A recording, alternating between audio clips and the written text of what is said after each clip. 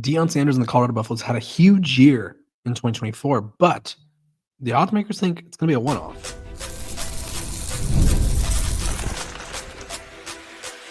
You are Locked On Buffs, your daily podcast on the Colorado Buffaloes, part of the Locked On Podcast Network, your team every day. Welcome to Locked On Buffs. I'm your host, Kevin Borba, talking to you live from Frisco, Texas, as I was at the East-West Shrine Bowl. This episode of Locked On Buffs is brought to you by Game Time. Download the Game Time app, create an account, use code LOCKEDONCollege for $20 off your first purchase. We are also brought to you by the Locked On Podcast Network. It's your team every day for free and available wherever you get your podcast. So thank you guys for making me your first listen of the day. Like I said, we're free and available wherever you get your podcast. So make sure to like, subscribe, follow, and all that jazz. Let's talk about it. People are already doubting Deion Sanders. So let me walk you through what we saw, what happened, and more in 2024 and 2023. 2023, Deion Sanders comes in. He's bringing the Louis luggage. He's like, everyone who was on this Colorado team, get the hell out. The ones that want to stay, compete, great. But for the rest of you that think we're just going to run this back again, get the hell out. And so a bunch of guys leave. He brings in like over nearly 60 transfers, and he built the team from outside in, because obviously he attracts skill position guys, and it didn't work out, right? They were terrible in the trenches on both sides of the ball, and they eventually were out physicaled by pretty much every team that had a competent offensive and defensive line. So they go 4-8. They start off 3-0 though, and it was really electric. Let me add that. So they go 4-8. Next season, prior to this season, he goes in the portal and he gets experienced trench talent, and then he of course adds his skill position guys here or there. But he gets the talent in the trenches, and that was the difference. And so Colorado goes from 4-8 to 9-4. So, and Coach Prime has shown that his teams improve each and every year. Like at Jackson State, let me run you through the records right now. During his time at Jackson State, their first year, I think they went like 4-3 during that COVID shortened season. And it was like, oh, okay. Obviously, tough time to start coaching. One of those things where it's like, okay. He goes 4-3. They go 3-2 in conference. It is what it is. 2021 rolls around. Shedeur comes. Obviously, they get a better portal class. 11-2 overall, 8-0 in conference. They lose the Celebration Bowl. 2022 comes around. 12-1, 8-0 in conference. Lose the Celebration Bowl again. Colorado, first year, 4-8, 1-8 in conference. No bowl game. 2024, 9-4. Overall 7-2 in conference play, and then they lose in the Alamo Bowl game in a game that was honestly quite embarrassing. But either way, Deion Sanders shows improvement when coaching at the college level. So theoretically, based on history, it tells us that, hey, his team's going to be better next year. That's just how it goes, right? His team is going to be an improved roster next year. And although he's losing Shedeur Sanders, Travis Hunter, Jimmy Horn, LeJohntay Wester, Will Shepard, Cameron Simon, Craig, all these guys, right? Every team in the country is losing these guys, right? We can't just say, oh, this team's losing talent, so they're going to be bad, right? That's not how it works, right? Texas is losing a ton of people. Ohio State, same thing. Ohio State just won a championship. Guess what? I think the last time I checked, they were either the favorite or one of the favorites to win the title. So you can't just be like, oh, they're losing a lot of talent, so they're not going to be good. Colorado has bolstered their roster again in the trenches. They're bringing in a few more skill position guys. They're bringing a quarterback in Caden Salter who could run the ball as well as anyone in the country as far as quarterbacks go. And I think he's going to bring a new dynamic. And so when I see these odds that say the Colorado Buffaloes are, and I literally, this is on FanDuel, our sponsors, shout out to them. The odds to win the Big 12 championship. Kansas State the favorite at 550. Arizona State tied with them. BYU at 700. Baylor at 700. Kansas at 750. Tech at 950. Iowa State at 1,200. Utah at 1,200. TCU at 1,600. And Colorado behind them at 1,600. So there's 1, 2, 3, 4, 5, 6, 7, 8, 9 teams that are expected to be better than Colorado. And we're just totally discounting that Coach Prime is like building maybe a more complete roster this year, right? That's what we're doing. And I don't think people really understand that. Was Colorado overall more talented last year? Top end talent, of course, right? You have two top 5 picks. I don't think they have 2 top 5 picks, at least not that I've seen yet. I mean, it could happen, but right now they don't have 2 top 5 picks on this team. That being said, I think the team as a whole will be more talented, right? You bring in a quarterback who changes the run game, opens up the run game. You bring in more offensive linemen. You bring in some really impressive defensive linemen, linebackers. You have a tight end in Zach Atkins, who came on the show a while back, and he's going to be effective, right? I don't know if he's going to be Travis Kelce levels, but sorry about that. Had to answer the hotel telephone. But yeah, the Colorado's going to have, I don't want to say better weapons, but they're going to be more complete on defense, right? They're going to have not more talent corner. They're going to have more talented guys at corner, right? They have improved linebackers. They have probably this better-ish defense lineman. I'm really high on Jaheim Otis. I think he could really take this unit to the next level. And then offensively, right, they bring back the stable running backs, and I think with a better offensive line, a new rushing, I think a year where they're going to have to commit to the running game, I think that'll be better. I think a quarterback that opens up the RPO in a different way will be better. I think there's just going to be a lot of things that point Colorado in the right direction. And then let's just go to these teams ahead of them, right? BYU, I think I think they have a good case. Baylor, Colorado beat this past year. Kansas, Colorado should have beat, but obviously they got absolutely wrecked. Texas Tech, they beat. Utah was terrible. TCU wasn't anything special. Like, I just want to know what we're seeing in these other teams that we aren't seeing in Colorado. I think Colorado is going to be a better overall team talent perspective. I think the talent is going to be more evenly distributed, whereas last year was like Shedeur, Travis, LeJounte, Will. Like, it felt like there was like a very big gap between the top end and the middle and bottom end players. And so I think Colorado is going to be more well balanced and have a better chance to sort of be more competitive in ways that they weren't last year, right? I don't think they're going to need as much hero ball. Now, I'm not saying they're going to win 12 games, but I do think that this team should be more complete because they brought in more complete sort of looks, if you will. So that's my take on the situation. I feel like Colorado's being doubted way too much. I think some of these other teams are being given the benefit of the doubt that we don't really.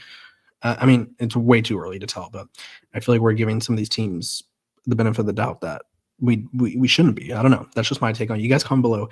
Is 8 or 9 teams better than Colorado too many in the Big 12? Let me know what you think. When we come back, we're going to be talking about Shedeur Sanders' new team because it sounds like he thinks he knows where he's going.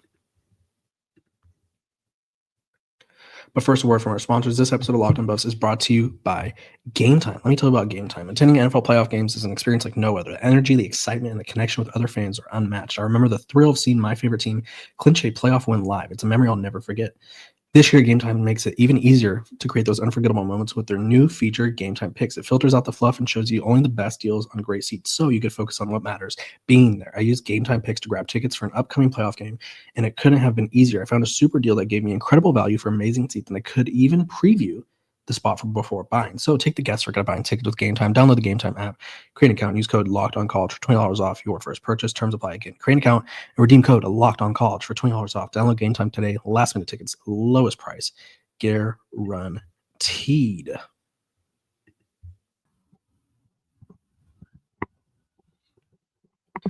I know what team Shedeur Sanders is going to get drafted by, or at least I know what team he thinks he's going to be drafted by. Let me explain. Also, obviously, a little fit change, a little scenery change. We're back in studio. We're back in studio. We're back where we belong. Appreciate you guys for tuning in and enjoying this episode. Thank you for making Locked On Buffs your first listen every single day. We're free and available wherever you get your podcast. Make sure to like, subscribe, and follow so you don't miss out on a moment of the coverage. Okay. Like I said, I know where Shedeur Sanders thinks he's getting drafted to. Let's talk about it. At the East West Shrine Bowl, he was doing an interview with the NFL Network, and he kind of made it clear that he thinks he's going to be playing against the Dallas Cowboys pretty soon. So let's look. Let's see what he had to say. In the stadium is definitely fun. I know I'll play here very soon against the Cowboys. It is definitely a dream come true being there.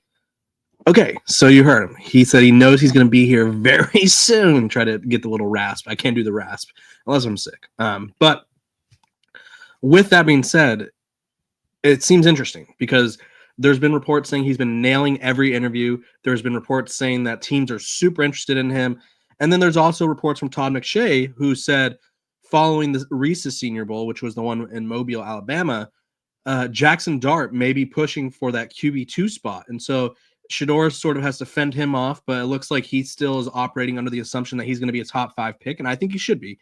I think give a good offensive line and some decent weapons, Shedeur can make a lot of things happen. Now, obviously, when you're being taken at the top of the draft, doesn't always mean you're going to get either of those things. But Shedeur has also shown that he could play through adversity. So he says he's going to be playing against the Dallas Cowboys soon. And so I go, okay, well, let's take a look at the top 7 picks, because that's where I view Shedeur Sanders is going. And I think that's where he assumes he's going as well. Tennessee Titans, number 1, Cleveland Browns 2, New York Giants 3, New England Patriots 4, Jacksonville Jaguars 5, Raiders 6, New York Jets 7. We can already eliminate the Patriots and the Jaguars, right? 4 and 5. They don't need quarterbacks, right? They got Drake May for the Patriots, and they're very excited about him, and Mike Vrabel's very excited about him, new head coach. And then Jacksonville, they have Trevor Lawrence, and they paid him a lot. I think that they're really invested in him, and I think they know that they have to give him more of a foundation around him. I think there's obviously been some issues with giving him a proper supporting cast, but it's one of those things where you don't need a quarterback at either of those spots. So cross those 2 off the list. The New York Jets, let's take a peek at their schedule, because do they play 2025 schedule?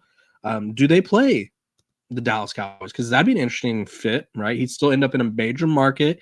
The New York Jets have a new head coach, and it's one of those things where it's like, okay, the Jets for Shedeur, they need to replace Aaron Rodgers. Maybe he could learn from Aaron Rodgers for a year. Who knows? But you look at their schedule, and they play the Cowboys, but they play at MetLife. So it's like, okay, interesting. So it's not them. So cross them off the list too. So now we're down the Jets, the Jaguars and Patriots. And then there's the Raiders, who the Raiders do play the Dallas Cowboys, I'm pretty sure. But here's the thing, and say it with me, folks, they don't play them in Arlington, aka their pretend makeshift Dallas. Yeah, they play them in Vegas. So now we're down the Jets, the Raiders, the Jaguars, the Patriots. So it leaves us the top 3 picks. So you're left with the Tennessee Titans and Cleveland Browns at number 1 and 2. And if you look at their schedule, the Tennessee Titans, who have the number 1 pick, and they said they want to take a generational player. So maybe they go Travis Hunter, maybe they go Abdul Carter, who knows? But I do know that they don't play the Dallas Cowboys. So they are off the list of the Shedeur Sanders sweepstakes, which leaves us the Cleveland Browns and the New York Giants. And we know the New York Giants play them, but maybe maybe the Cleveland Browns play them as well. Well, they don't. So the Cleveland Browns do not play the Dallas Cowboys at all. And the New York Giants are the only team that plays them on the road. So clearly, Shedeur Sanders thinks he's going to the New York Giants. It isn't too surprising. We saw him I don't think he wore them, but he had them, the New York Giants cleats prior to the Alamo Bowl. I think it'd be an interesting fit, right? I think the New York Giants are a franchise that really, they need a quarterback. That's not a question. They had Daniel Jones, and then they made the mistake of drafting Daniel Jones, and then they paid him more to be there. It didn't work out. And then they had that Tommy DeVito thing, which was exciting for like a few weeks. And now they have Drew Lock leading the way. And it's like they need a quarterback, because I think Brian Daboll and the GM, I feel like they're they're coaching and managing, if you will, for their job. And this could be a Caleb Williams situation where things don't go well right away, and most of the times they don't when a rookie quarterback is thrust into a starting role and expected to save the franchise immediately. There could be some changes. So we'll just have to wait and see to determine if Shedeur Sanders is a New York Giant. I think it's an interesting fit, right? He'd have Malik Neighbors to throw to. I almost said Brian Thomas. He'll have Malik Neighbors to throw to. He'll be in one of the biggest markets in the world. He is one of the most marketable athletes in the world. So really interesting fit. I do think that I like it, but at the same time, I don't know if the Giants, I don't know if he falls that far, right? If it depends what the Titans do. If the Titans go Travis Hunter, Abdul Carter, or trade the pick, and say it's Cam Moore, Travis Hunter, or Abdul Carter at pick 1. The Cleveland Browns need a quarterback, right? Deshaun Watson is just, cooked, if you will, on and off the field. And I just don't think that the Cleveland Browns are really I don't really think they're thrilled about the 250 million, or I think it's 240 that they paid him, and clearly they need a replacement. And whether that's Shedeur or Cam, I do think they go quarterback out of necessity. So we'll see if Shedeur Sanders even makes it to 3. We'll see if the New York Giants are that much in on him. We'll just have to wait and see it all. But Shedeur Sanders clearly thinks that he's going to the New York Giants. When we come back, Colorado finally got some recruiting respect.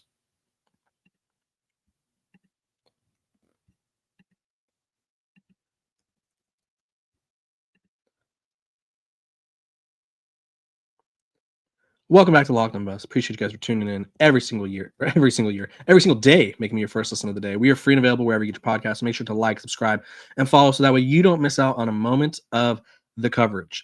Let's talk about it. The Colorado Buffaloes may have gotten a bit of respect in the recruiting ranks, and I'm shocked, to be honest.